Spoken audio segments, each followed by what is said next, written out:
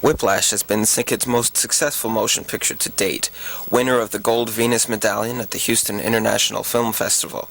It is the story of a young man learning about himself and the harsh realities of the western frontier as he seeks revenge for his father's brutal murder. The murder was committed by El Diablo, a mysteriously evil figure maniacally stalking a small, peaceful town to seek his own form of vengeance. The two determined antagonists are on a collision course, leading to a showdown in the hills just outside of town. Young Toby Reed musters all of his strength and courage to defeat his opponent. Toby, his brother Paul, and their new friends Emily and Billy return to the town, which finds peace once again.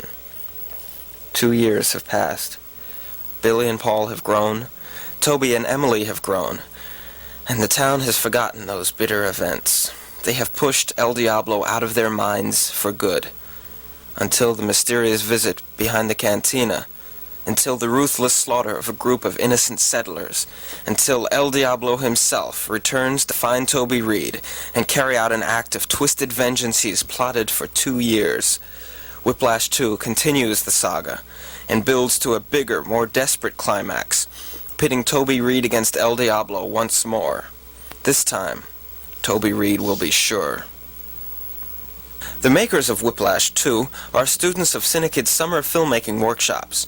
Aged 11 to 18, these young movie makers approach the mammoth task of producing a full-length sound motion picture by dividing into production crews, teams that concentrate on one or two specific areas of filmmaking. Those who appear in the film as talent also spend part of their time in this role as well. The production scheme goes something like this. The scenes for the day are rehearsed well ahead of time. Lines, blocking, which is the physical action of the scene, and reactions are fleshed out in rehearsals with the director. Meanwhile, on set or on site, the sets and props crew is busy building flats and assembling props for several scenes at once. The lights and sound crew gathers to plot lighting for the sets.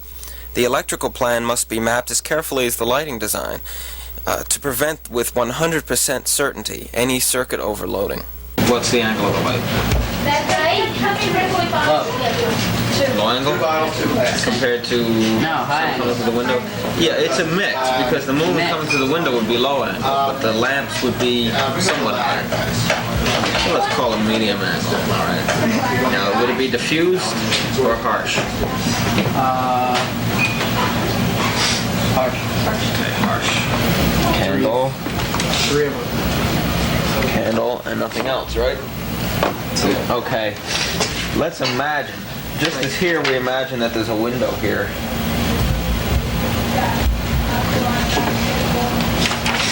We would imagine that these would be lit, even though they probably won't be. We'll imagine that there's some kind of lamp out here. Okay, and we could probably imagine that there's a chandelier or two in the room. That's how they lit up the rooms real good, isn't it? Yeah. The chandelier. A couple of these kind of chandeliers. Chandelier with blown glass. Again, what's our main light source? Is the sun through the windows. So that's the key, is sun through windows.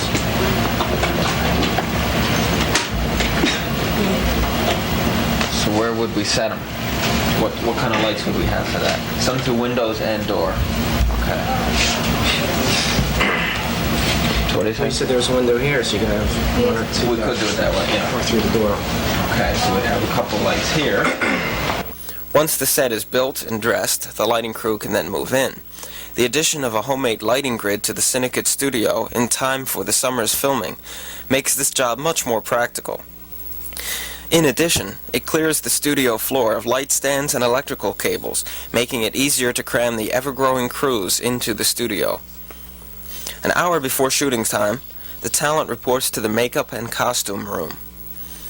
Here, the crew of 8 or 9 young people must make up an entire scene's worth of actors, sometimes as many as 50 or 60 young people.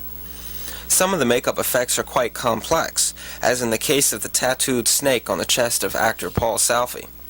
This not only took time and creativity to produce the first time, but since Paul's character was important, it had to be repeated many times under many circumstances. As the last of the talent emerges costumed and made up, the camera crew is on set or on site, loading batteries and film into the cameras, assembling tripods, and gathering the various tools of their craft. And their work has just begun. After a master take a shot, a long shot showing all of the action, the camera operators move in for closer, more detailed angles. It is a lot of fast work, while at the same time keeping a careful eye on the delicate gear, and the entire production crew's hard work is dependent upon the young cinematographer's success or failure. The fun for the more creative of these cameramen is capturing through their lenses some of the special effects that go into creating the illusion that is film. Here, cinematographer Steve King lines up a special effects shot created by the Graphics and Miniatures department.